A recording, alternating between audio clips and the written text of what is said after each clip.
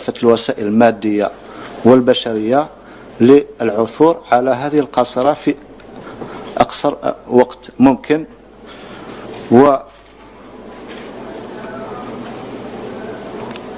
ودائما في إطار التحريات حول هذه الواقعة، واقعة اختفائها، تمكنت مصالح المحققة المتمثلة في فصيل الأبحاث للدرك الوطني بتزوزو مع فرق كتيبة الدرك الوطني بعين الحمام مدعمة بالوحدات الإقليمية المختصة، تمكنت من العثور على بقايا هيكل أو عظمي في مسرح الجريمة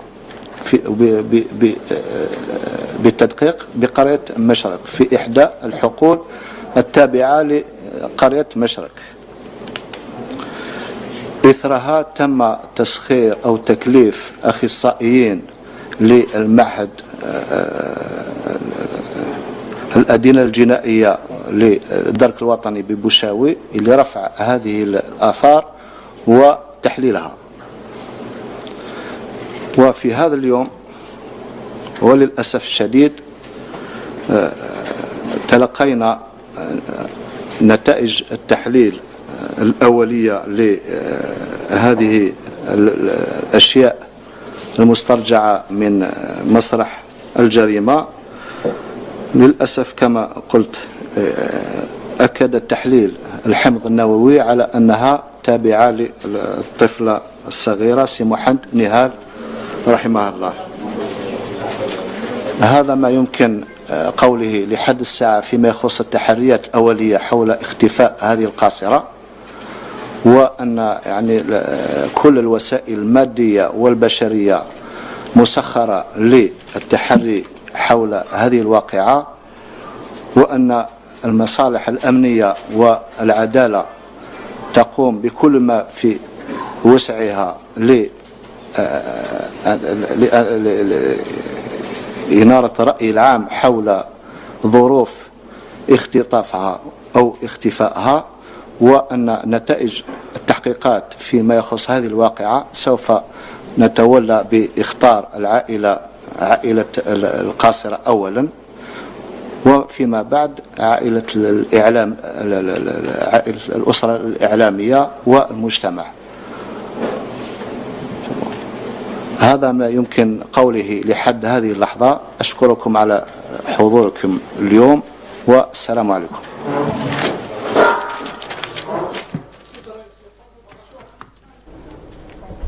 إذن كما تابعنا للأسف الجثة المتخللة والرأس التي عثر عليها بمنطقة أزغار تعود لطفلة نهال سمخندي 3 سنوات التي اختفت بمكان عائلتها منذ 21 جويلية 2016 كما تابعتم. إذن أكد وكيل الجمهورية هذا. إذن نعود ربما تفاصيل أكثر سيدلي بها وكيل الجمهورية. الآن نعود إلى البث المباشر. سرية التحريات الأولية ونظرا لخطورة يعني الوقائع ما نقدرش نعطيكم. شكرا.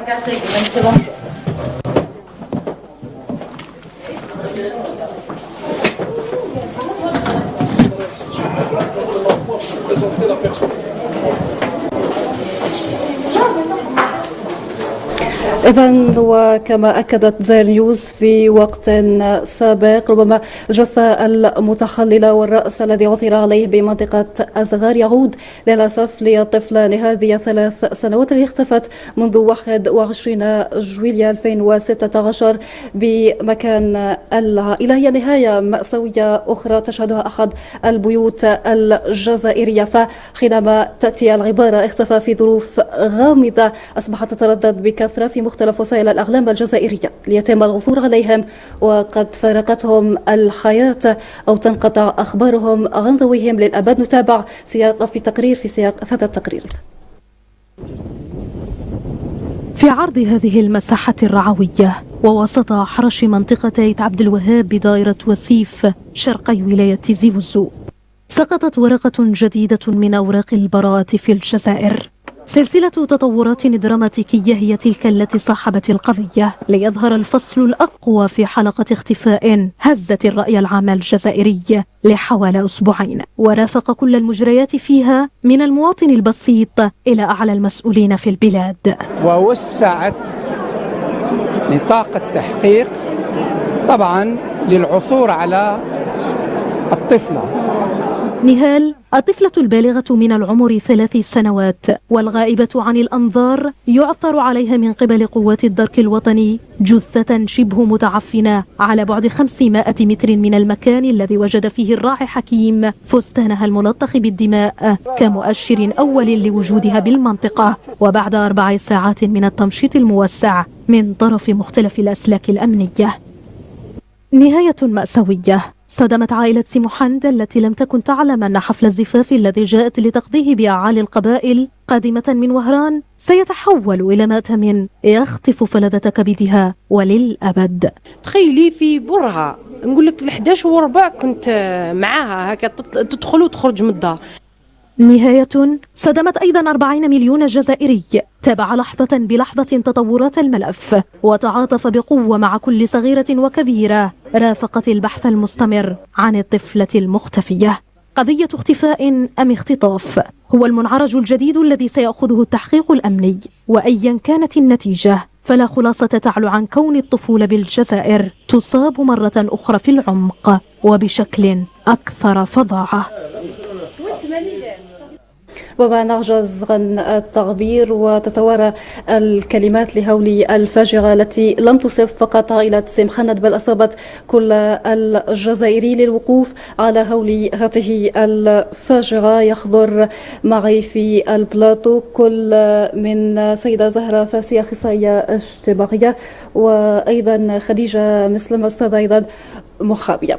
لست أدري ماذا أقول في بداية. أيضا فاجعة أخرى تصيب بيوت الجزائريين كرد فعل، ماذا يمكن أن نقول، ماذا يمكن أن نعبر؟ بسم الله الرحمن الرحيم. أولا